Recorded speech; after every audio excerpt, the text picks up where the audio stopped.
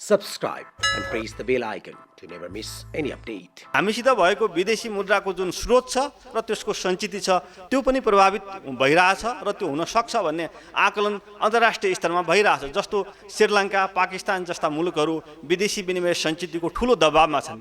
हामी पनि केही दबावमा छौं, तर हामीभन्दा निकै ठूलो दबावमा रहेका मुलुकहरू पनि छन्। अर्थतन्त्रलाई चलाउने कुरामा चुनौती चाहिँ थपेको छ। विदेशी विनिमय सञ्चितको हामीले जतन गर्नुपर्छ अथवा त्यसलाई अलिकति प्रायोरिटीमा राख्नुपर्छ, प्राथमिकतामा राख्नुपर्छ। करका दरहरूमा व्यापक कटौती गरिकन राजस्वको व्यवस्थापन, राजस्वको अनुशासनमा अलिकति फरक ढङ्गले हिँडेको मुलुक र अहिले पर्यटकीय गतिविधि र रेमिट्यान्सबाट सबभन्दा बढी प्रभावित भएको मुलुकसँग हाम्रो पिक्चर अथवा हाम्रो कन्ट्रीको चाहिँ अहिलेको अर्थतन्त्रको अवस्था तुलना गर्न थाल्यौँ भने सङ्कट मात्रै देखिन्छ। रेमिट्यान्स वास्तवमा अहिले जसरी आइरहेछ त्यो धेरै घटेको चाहिँ होइन। 4-5 महिनापछि पनि किन भन्दा अहिले हाम्रा अर्थतन्त्रका आधारहरू त्यति कमजोर छैनन्। मैले भने नि केही वस्तुहरूको आयातलाई निगरानीमा राखौँ भन्ने राष्ट्र ब्याङ्कले उहाँहरूलाई सन्देश दिएको छ र त्यो सन्देशको कार्यान्वयन भइसकेपछि केही न केही सुधार त डेफिनेटली हुन्छ जस्तो लाग्छ मलाई।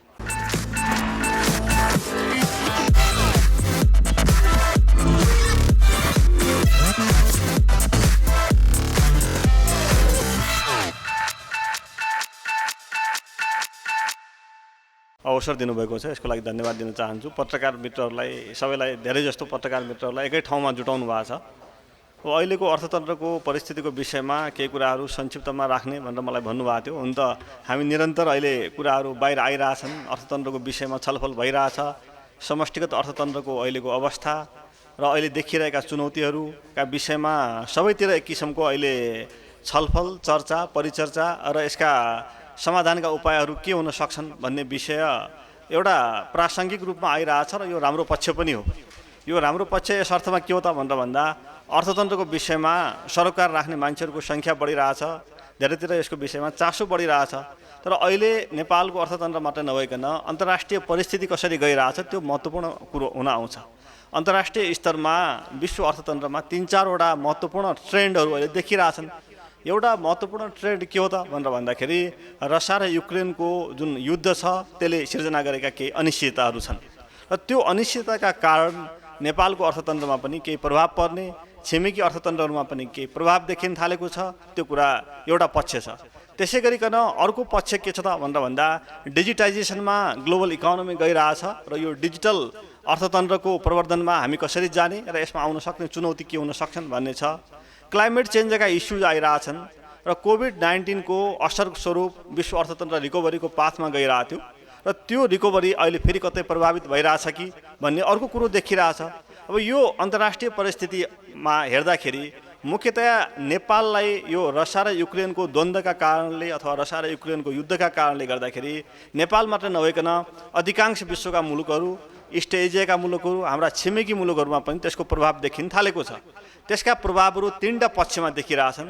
एउटा म्यानुफ्याक्चरिङ सेक्टरमा, म्यानुफ्याक्चरिङ सेक्टरका लागि आवश्यक पर्ने कच्चा पदार्थको उपलब्धता, कच्चा पदार्थको आपूर्ति र कच्चा पदार्थको उत्पादन त्यो आफैमा प्रभावित भइरहेको अवस्था छ। कच्चा पदार्थको क्वान्टिटीमा, त्यसको परिमाणमा धेरै ठुलो असर नभए पनि त्यसको जुन केही संवेदनशील वस्तुहरू छन् जस्तो कार उत्पादन गर्नका लागि, कतिपय अन्य सेमी कन्डक्टरहरूमा प्रयोग हुने वस्तुहरू छन्, त्यस्ता किसिमका र मटेरियलहरूको आपूर्तिमा अनिश्चितता बढेको छ र सप्लाई चेनलाई रिराउट गर्नुपर्ने, अर्थात् रसिया र युक्रेनबाट आउने सप्लाईहरू अरू मुलुकहरूबाट त्यस्ता किसिमका आपूर्तिकर्ताहरूबाट खोज्नुपर्ने अवस्था छ। त्यसैले एउटा म्यानुफ्याक्चरिङ सेक्टर अन्तर्राष्ट्रिय स्तरमै प्रभावित भइरहेको छ। अन्तर्राष्ट्रिय स्तरमा म्यानुफ्याक्चरिङ सेक्टर प्रभावित हुँदाखेरि त्यसको असर नेपालमा पनि पर्छ, नेपालमा मुद्रास्फीतिमा पनि पर्छ। अहिले संसारभरि मुद्रास्फीतिमा चाप परिरहेछ, मुद्रास्फीतिमा दबाव परिरहेछ र त्यो दबाव हामी कहाँ पनि देखिन्छ।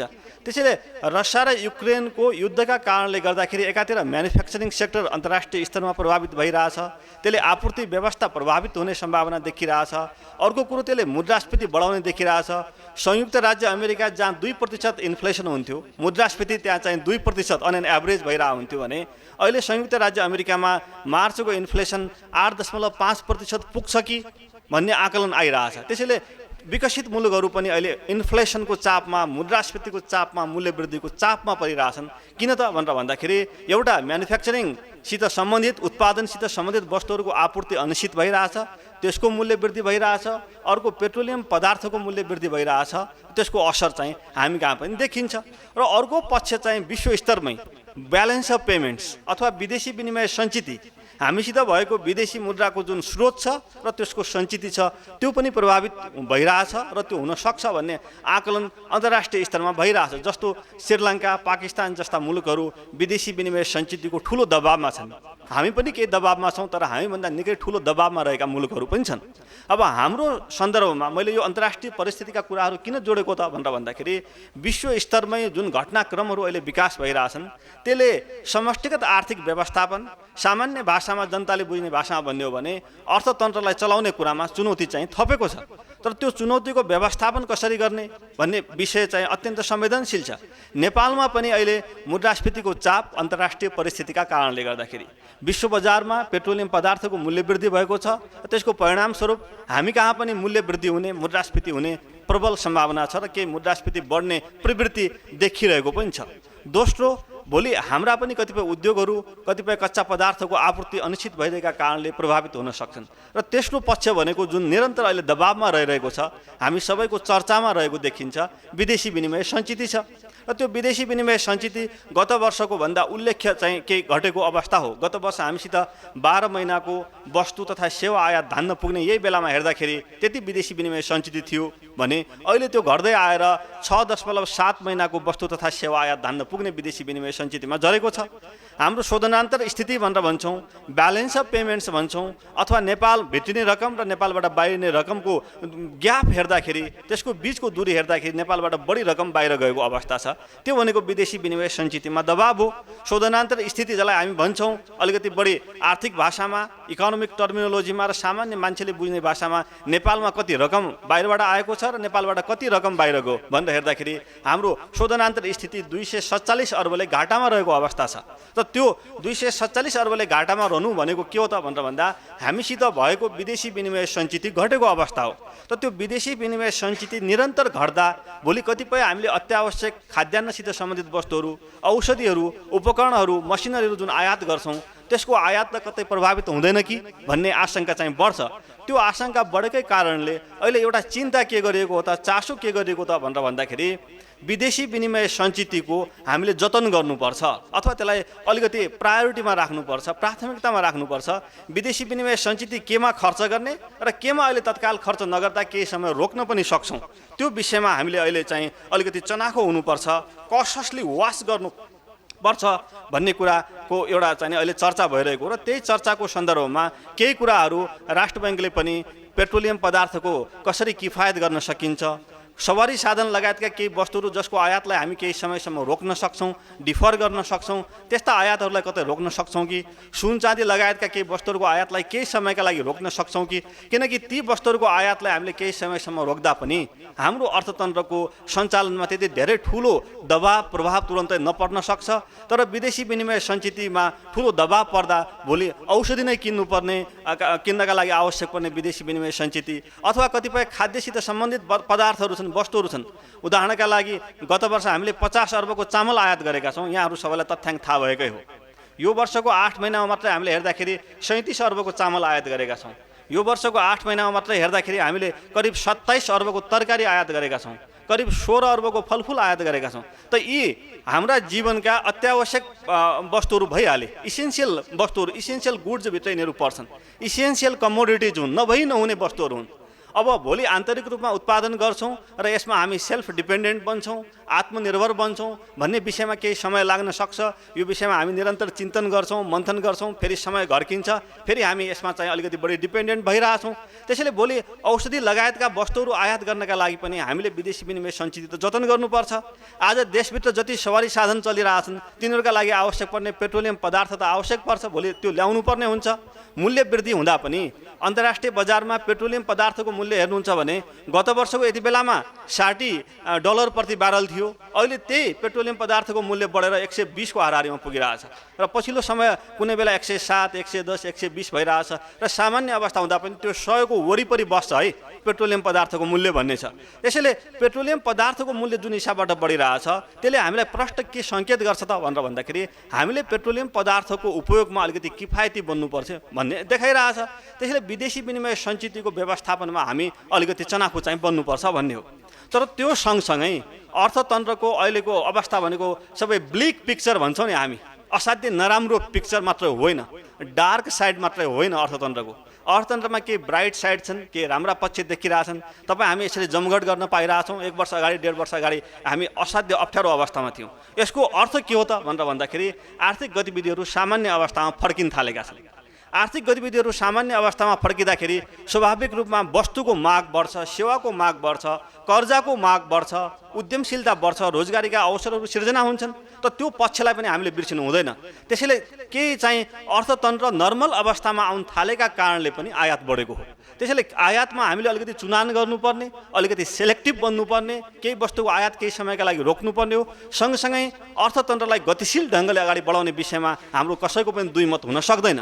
पर्यटकीय गतिविधिहरू विस्तार भइरहेका छन्, विदेशबाट पर्यटकहरू आउन थालेका छन्। मार्चमा लकडाउन पछिको अथवा कोभिड पछिको सबैभन्दा बढी पर्यटकहरू भित्रिएका छन् भन्ने आइरहेछ।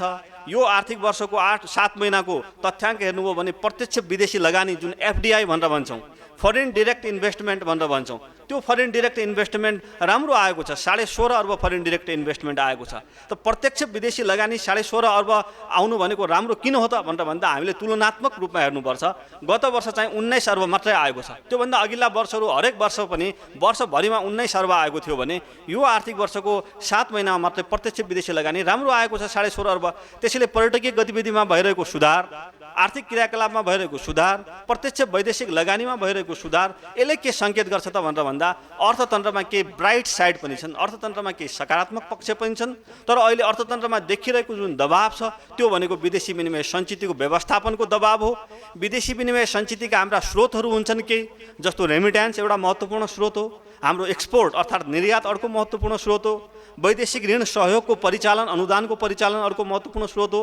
कतिपय अवस्थामा विदेशी पर्यटकहरू नेपाल आउनुहुन्छ, उहाँहरूले गर्ने खर्च हाम्रो विदेशी विनिमय सञ्चितको स्रोत हो। त यी स्रोतहरूलाई कसरी यिनीहरूको दायरा बढाउने, प्रत्यक्ष विदेशी लगानी अर्को महत्त्वपूर्ण स्रोत हो, त्यसको दायरा कसरी बढाउन सक्छौँ। त यतातिर स्रोतको सुनिश्चितता खोज्नुपर्ने, अर्कोतिर केही आयातहरूलाई केही समयका लागि हामीले व्यवस्थित गर्नुपर्ने, यो दबावमा हामी छौँ। र यसको अर्थ चाहिँ अर्थतन्त्र श्रीलङ्काको जस्तो भयो अथवा श्रीलङ्काको जस्तो सङ्कटको अवस्थामा हामी छौँ भन्ने चाहिँ होइन। किन होइन त भनेर भन्दाखेरि श्रीलङ्का अत्यन्त फरक अवस्थाबाट गुज्रिरहेको मुलुक हो। पछिल्ला 5-7 वर्ष यता हेर्नुभयो भने 2014-15मा उनीहरूले मनी प्रिन्टिङलाई जोड दिएका थिए।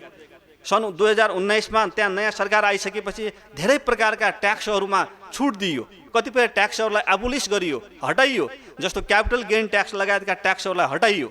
भ्यालु एडेड ट्याक्स जुन छ त्यो 15%बाट 8%मा ल्याइयो। त त्यो केही तत्कालको वाह कमाउने होडमा सोसल सिक्युरिटीका केही सामाजिक सुरक्षाका प्रोग्रामहरू विस्तार गरियो। र त्यसले गर्दाखेरि सरकारको राजस्वको स्रोत चाहिँ खुम्चिने, वैदेशिक ऋणभार बढ्ने। वैदेशिक ऋणभार 2015मा उनीहरूको हेर्दाखेरि करिब 80%को हाराहारीमा सरकारको कुल ऋण, आन्तरिक र बाह्य ऋण देखिन्थ्यो भने अहिले 107% जति पुगेको छ श्रीलङ्काको। अहिले 170% जति ऋण त्यहाँको सरकारी संस्थानको ऋणलाई समेत जोड्ने हो भने 170% जति पुग्छ कुल ग्राहस्थ उत्पादनको। त्यसैले GDPको 100% भन्दा बढी ऋण भएको मुलुक, करका दरहरूमा व्यापक कटौती गरिकन राजस्वको व्यवस्थापन, राजस्वको अनुशासनमा अलिकति फरक ढङ्गले हिँडेको मुलुक र अहिले पर्यटकीय गतिविधि र रेमिट्यान्सबाट सबभन्दा बढी प्रभावित भएको मुलुकसँग हाम्रो पिक्चर अथवा हाम्रो कन्ट्रीको चाहिँ अहिलेको अर्थतन्त्रको अवस्था तुलना गर्न थाल्यौँ भने सङ्कटै सङ्कट मात्रै देखिन्छ। तर हाम्रो मैले अघि भने जस्तै के राम्रा पक्ष छन्, जस्तो अब वैदेशिक रोजगारीको अहिले पक्ष हेर्ने हो भने पछिल्लो 8 महिनामा करिब 4 लाख मान्छेहरू बाहिर गए देखिन्छन्। त त्यो अब रेमिट्यान्स दिगो हो कि होइन भन्ने छुट्टै बहसको विषय हो, त्यो यहाँ हामी अहिले बहस गर्न सक्दैनौँ। तर के भन्दा रेमिट्यान्सको आधार त पक्कै हो विदेश जाने मान्छेहरूको सङ्ख्या। त त्यसले के के सङ्केत गरिरहेछ भन्दा भोलि रेमिट्यान्स गर्दैन है नेपालको भन्ने। त अन्तर्राष्ट्रिय स्तरमा जुन हिसाबबाट केही मुलुकहरूमा विशेष गरिकन युरोप अमेरिकामा आर्थिक गतिविधिहरू विस्तार भइरहेछन्, मिडल इस्टमा आर्थिक गतिविधि विस्तार भइरहेछ, त त्यसले भोलि रेमिट्यान्स चाहिँ हाम्रो धेरै चाहिँ प्रभावित हुँदैन भन्ने पनि सङ्केत गरिरहेको छ। ल यसरी हेर्दाखेरि अर्थतन्त्रको अहिलेको व्यवस्थापनमा मुख्य रूपमा बाह्य क्षेत्रको व्यवस्थापन, शोधनान्तर स्थितिको व्यवस्थापन, विदेशी विनिमय सञ्चितमा केही दबाब देखिए तापनि हाम्रा के अन्य पक्षहरू सकारात्मक छन् र एउटा समन्वयात्मक ढङ्गले काम गर्ने हो भने अर्थतन्त्रमा देखिएका चुनौतीहरूलाई क्रमिक रूपमा व्यवस्थापन गर्न सकिन्छ भन्ने जस्तो मलाई लाग्छ। हामीले पछिल्ला 4-5 वर्ष 5-7 वर्ष यताको उदाहरण हेऱ्यौँ भने पनि पटक पटक यस किसिमका अनिश्चितता आउँछन्, फेरि हामीले व्यवस्थापन गर्छौँ, अगाडि बढ्छौँ।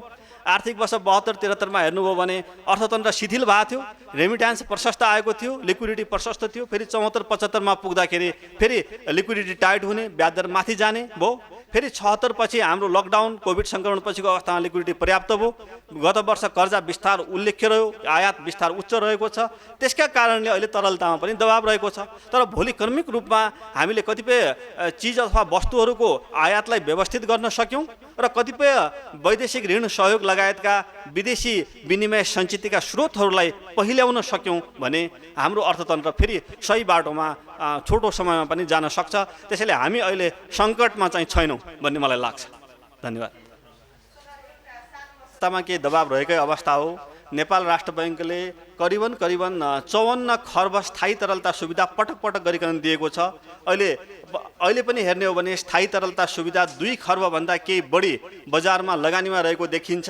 करिब रिफाइनेन्स फ्यासिलिटी समेत जोड्ने हो भने 3 खर्ब जति तरलता राष्ट्र बैंकले हरेक दिन औसतमा बजारमा लगानीमा राखेको अवस्था चाहिँ छ। तरलतामा केही दबाब छ, नभएको होइन।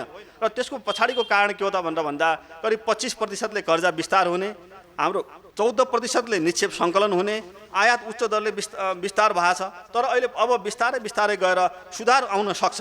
यदि रेमिट्यान्स अलिकति बढ्न थाल्यो, हामीले आयातलाई व्यवस्थित गर्न सक्यौँ भने तरलता व्यवस्थापनमा पनि केही सहजता आउन सक्छ। पक्ष छ त्यो स्वाभाविक हो। गत वर्षको तुलनामा हेर्दाखेरि बैंकको ब्याज दर चाहिँ केही माथि गइरहेको छ। त अब हामीले यसलाई सामान्य अवस्थासित हेर्नुपर्छ। 2076 चैत अगाडिको हेर्नुहुन्छ भने वेटेड एभरेज लेन्डिङ रेट करिबन 12.5%, 12% भन्दा माथि रहेको अवस्था हो। अहिले पनि हामी त्यहाँ पुगेका छैनौँ। त्यसैले कर्जाको जुन हिसाबबाट ब्याज दर चाहिँ पछिल्लो समय बढिरहेछ, तरलतामा दबाब देखिने बित्तिकै आपूर्ति र मागको पक्षमा जुन ग्याप देखियो र त्यसका कारणले पनि ब्याज दर माथि गएको। र हाम्रो उद्देश्य के हो त भन्दाखेरि अब एउटा निश्चित बिन्दुमा गइसकेपछि ब्याज दर स्थायित्व कायम हुनुपर्छ।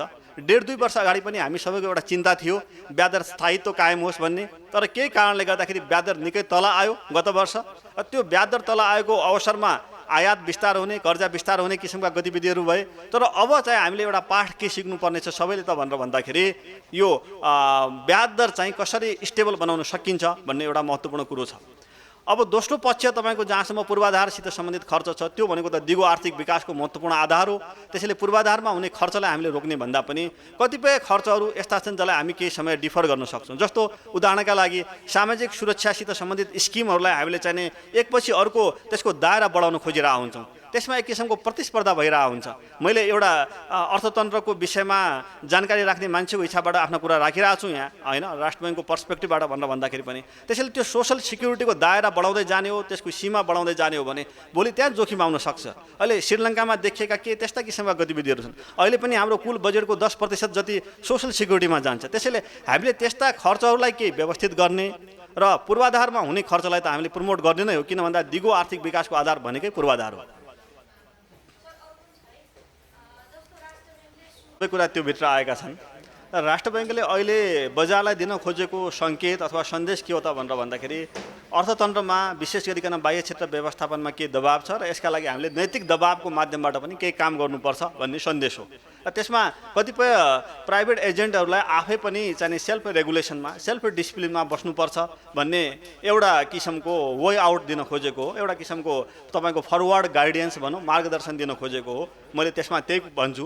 अर्को पक्ष के हो भन्नुहुन्छ भने गत वर्षको परिस्थिति फरक थियो। कोभिड सङ्क्रमण पछिको अवस्था जुन हिसाबबाट अगाडि विकास भइरहेको थियो, अनिश्चितता बढिरहेको थियो, त्यो अनसर्टेनिटीमा लकडाउनको अवस्थामा कसरी व्यावसायिक वातावरणलाई नर्मलाइज गर्ने भन्ने चुनौती थियो। र त्यति बेलामा राष्ट्र बैंकले केही उठाउनु पर्ने कदमहरू उठायो, केही मेजर्स लियो अब बिस्तारै ती मेजर्सहरू के हुन्छ त भनेर भन्दा हामीले रिभ्यू गर्नुपर्ने हुन्छ। परिस्थिति अलिकति परिवर्तन भइसकेपछि, अर्थतन्त्र नर्मल अवस्थामा आइसकेपछि ती मेजर्सहरू जुन अनकन्भेन्सनल मेजर्स भनेर भन्छौँ हामी, गैर परम्परागत मौद्रिक नीतिका उपायहरू, संसारका अरू सेन्ट्रल ब्याङ्कहरूले पनि त्यस्ता गैर परम्परागत मौद्रिक नीतिका उपायहरूलाई अब सामान्य अवस्थातिर ल्याइरहेछन्, जस्तो फेडरल रिजर्भले ब्याज दर बढाइरहेछ। त्यसैले नेपाल राष्ट्र बैङ्कले पनि विशेष परिस्थितिमा, असाधारण परिस्थितिमा लिएका मेजर्सलाई करिबन अब चाहिँ सामान्य अवस्थातिर लैजानुपर्छ भन्नेतिर गइरहेछ। अब कर्जाको कतै दुरुपयोग भएको छ अथवा के छ भने त्यसमा त अब नियमित सुपरभिजन हुन्छ, नियमित मोनिटरिङ भइरहेको हुन्छ। त्यस्ता कतिपय कुराहरू आउँदाखेरि हामीले कतिपय ब्याङ्कहरूलाई चाहिँ निगरानीमा राखेका पनि हुन्छौँ। ती कुराहरू कतिपय के हुन्छन् त भनेर भन्दाखेरि पब्लिकली आउँदैनन् पनि। कतिपय यस्ता हुन्छन् जुन एउटा सेल्फ रेगुलेटरी मेकानिजमले, एउटा इनबिल्ड मेकानिजमले त्यसले काम गरिरहेको हुन्छ। अब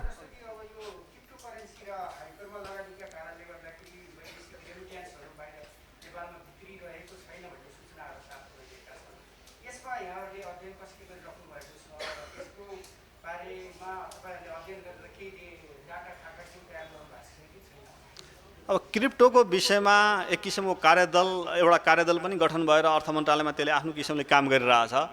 क्रिप्टो बाहेकको विषय के हो त भन्नुहुन्छ भने हामीले अब चाहिँ अन्तर्राष्ट्रिय स्तरमै जुन आइरहेछ सेन्ट्रल ब्याङ्कको डिजिटल करेन्सीलाई कसरी अगाडि बढाउने, केन्द्रीय बैङ्कले आफ्नो एउटा डिजिटल करेन्सी इन्ट्रोड्युस गर्छ र त्यसको माध्यमबाट क्रिप्टो लगायतका भर्चुअल एसेटप्रतिको हुने आकर्षणलाई हामीले कसरी अलिकति एउटा नियमित दायरामा ल्याउन सक्छौँ, एउटा नियमनको दायरामा ल्याउन सक्छौँ, त्यो विषयमा हामीले CBDC सेन्ट्रल ब्याङ्क डिजिटल करेन्सीको विषयमा अध्ययन गरिरहेछौँ। संसारका अरू मुलुकहरू पनि यसमा लागिरहेछन् र भोलि अब अध्ययन गरिसकेपछि त्यसका लागि त एउटा इन्स्टिट्युसन, इन्फ्रास्ट्रक्चर, टेक्नोलोजी लगायतका तमाम कामहरू भइसकेपछि हामी अगाडि बढ्नुपर्ने हुन्छ। अब क्रिप्टोको विषयमा जहाँसम्म छ राष्ट्र बैङ्क र अन्य सरकारका विभिन्न निकायहरूले पनि यसमा सचेतना जगाउने कामहरू निरन्तर गरिरहेछन् पछिल्लो समय। किन भनेर भन्दा यो एक किसिमको स्पेकुलेटिभ बिजनेस हो। स्पेकुलेटिभ बिजनेसमा गइसकेपछि भोलि व्यक्तिको मात्रै लस नभइकन सोसाइटीको पनि लस हुन्छ। के थोरै मान्छेले कमाउने र धेरै मान्छेले गुमाउने अवस्था आउन सक्छ, जुन नेपालको सन्दर्भमा रेगुलेटेड छैन भन्ने सन्देश हामीले निरन्तर दिइरहेछौँ।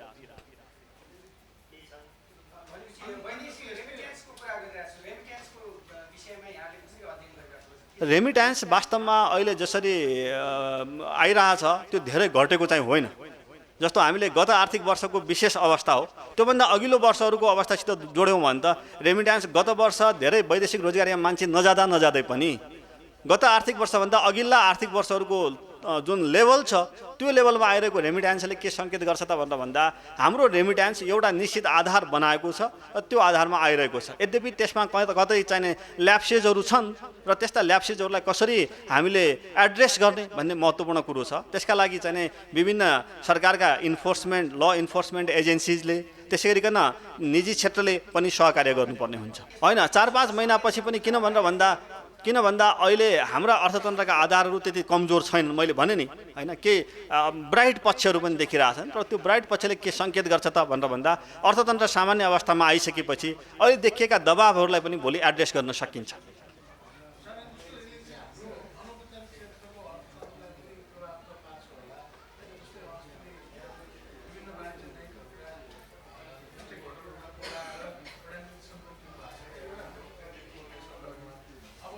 राष्ट्र बैङ्कको मोनिटरी पोलिसी अथवा फाइनेन्सियल पोलिसीको इम्प्लिमेन्टेसन गरिदिनुपर्छ त भनेर भन्दा हाम्रो पोलिसीको इम्प्लिमेन्टेसन गर्ने आधार भनेकै उहाँहरू हो। होइन, ट्रान्समिसन मेकानिजम जुन भनेर भन्छौँ हामी, मोनिटरी पोलिसीको प्रसारण संयन्त्र, मोनिटरी पोलिसी जनतासम्म कहाँबाट पुग्छ त भनेर भन्दा बैङ्कहरूको माध्यमबाट पुग्छ। त्यसैले अहिलेको विशेष परिस्थितिमा केही वस्तुहरूको आयातलाई निगरानीमा राखौँ भन्ने राष्ट्र बैङ्कले उहाँहरूलाई सन्देश दिएको छ र त्यो सन्देशको कार्यान्वयन भइसकेपछि केही न केही सुधार त डेफिनेटली हुन्छ जस्तो लाग्छ मलाई।